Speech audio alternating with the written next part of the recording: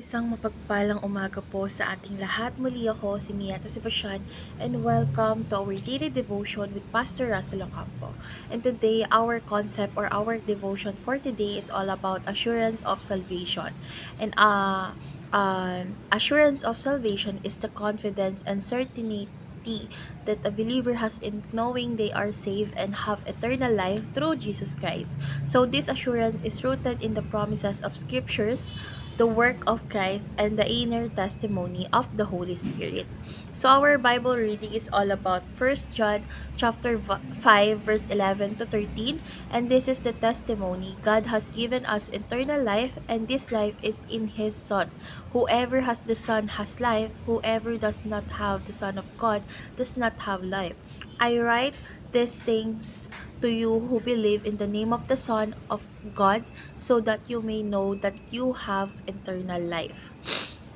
So our additional readings or Bible scripture is all about John chapter 5 verse 24, chapter 10 verse 28 to 29, Romans chapter 8 verse 16 to 17, 38 verse 38 and 39, Philippians chapter 1 verse 6, Ephesians chapter 2 verse 8 to 9, Titus chapter 3 verse 5 to 6, Hebrews chapter 7 verse 25, and Ephesians chapter 1 verse 13 and 14.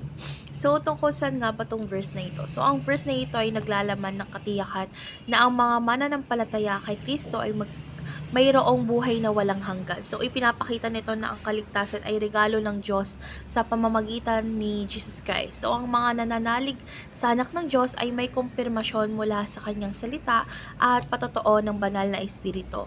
So, binibigyan din nito na ang buhay na walang hanggan ay hindi nakasalalay sa ating mabubuting gawa, kundi sa biyaya ng Diyos, at sa pamamagitan ng ating pananampalataya is makakatiyak tayo na tayo ligtas at kasama niya magpakailanman.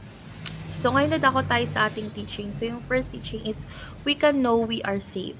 So, ang kaligtasan natin ay hindi kailangan maging isang misteryo. So, ang salita ng Diyos ay malinaw na nagsasabing ang mga nananampalataya kay Kristo ay may buhay na walang hanggan.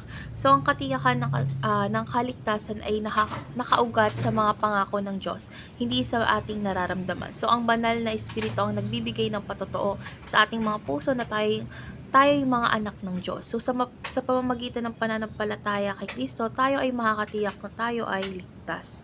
So, second is God's salvation cannot be lost. So, ang kaligtasan natin ay isang regalo mula sa Diyos na hindi maaaring mawala o bawiin. So, walang makakapaghiwalay sa atin mula sa pag-ibig ng Diyos kay Kristo Jesus.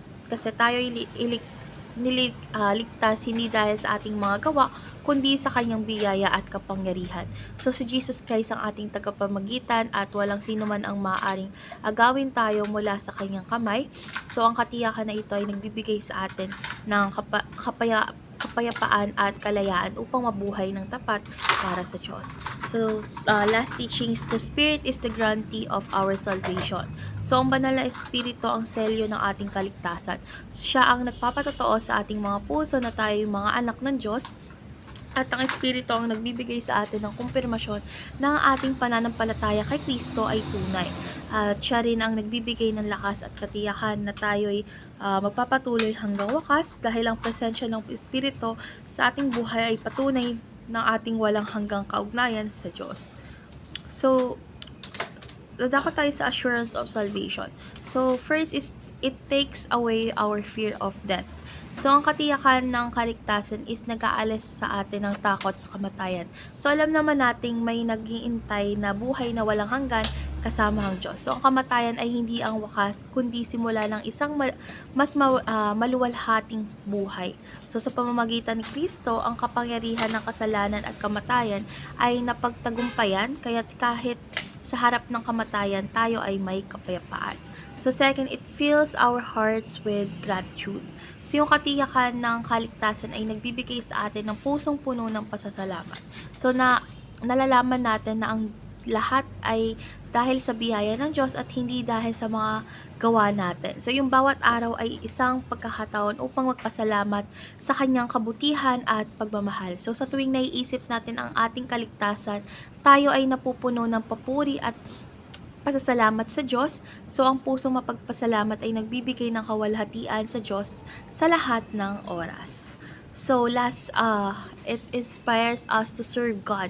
So, ang katiyakan ng ating kaligtasan ay nag-uudyok sa atin na maglingkod sa Diyos dahil ang biyaya ng Diyos ay hindi nagbibigay ng lisensya upang magkasala, kundi inspirasyon upang mabuhay para sa Kanya. So, ang ating pagmamahal at pasasalamat ay nagiging daan upang tayo maging masikasig sa gawain ng Diyos at nais nating ipahayag ang kanyang ebanghelyo at abutin ang iba para kay Kristo Jesus. So, ang katiyakan ng kaligtasan ay nagtutulak sa atin na maging maging liwanag sa mundo. So, ngayon dadako tayo sa ating application. So, yung first application is do not be afraid of sufferings or death. So, dapat nating harapin ang mga pagsubok at kamatayan ng may tapang at pananampalataya. So, alam nating ang ating kaligtasan ay tiyak at ang Diyos ay lagi nating kasama. So, wag nating hayaang madaigang takot dahil ang ating pag-asa ang ating pag-asa kay Kristo Jesus. Kasi ang katiyakan ng buhay na walang hanggan ay nagbibigay sa atin ng lakas upang magpatuloy sa gitna ng hirap. So, sa bawat hamon natin is panghawakan natin yung pangako ng Diyos na tayo ligtas sa kanyang mga kamay. So, second is develop a thankful and worshipful heart. So, palagi tayo magpasalamat sa Diyos sa kanyang biyaya at pagmamahal. So, ang pusong puno ng pasasalamat is nagpapakita ng ating pagtitiwala sa Kanya. So, dapat natin gamitin yung bawat pagkakataon upang sambahin ang Diyos sa Espiritu at katotohanan. So, ang pagpapaalala sa ating kaligtasan ay nagpapatibay ng ating pananampalataya at pagpupuri sa Diyos. Dapat natin isa puso ang kanyang mga pangako at ipahayag ang kanyang kabutihan araw-araw. So, last application is serve God by leading your network to Christ. So, dapat natin gamitin ang ating mga buhay bilang patotoo ng biyaya ng Diyos. So, dapat natin ibahagi ang ebanghelyo sa mga tao sa ating paligid. So, ang katiyakan ng ating kaligtasan ay dapat mag-udyok sa atin upang akayin ng iba kay Kristo Jesus at maging asin at ilaw sa komunidad na iyong kinabibilangan or ating kinabibilangan. So, sa bawat gawain, ipakita natin yung pagmamahal at biyaya na galing kay Kristo. So, ngayon dadako tayo sa ating discussion which is our last part. So, our discussion talks about how does the assurance of salvation help you face challenges or fears in your life.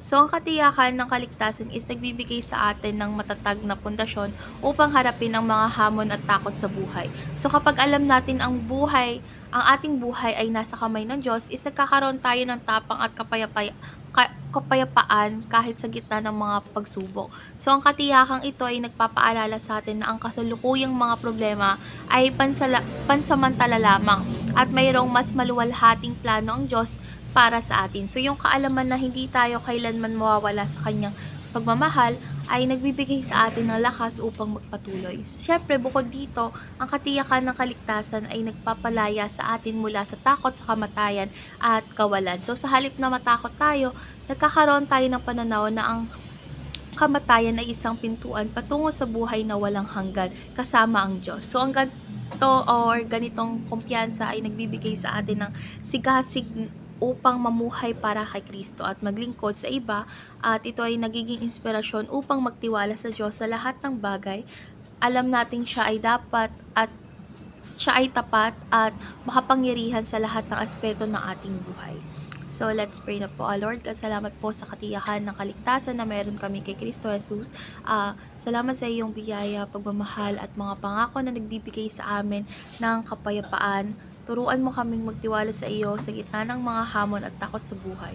Punuin mo po kami ng aming puso ng pasasalamat at inspirasyon upang maglingkod sa iyo at ibahagi ang iyong ebanghelyo. Naway ang aming buhay ay maging patotoo ng iyong katapatan at kalwalhatian sa pangalan ni Jesus. Amen.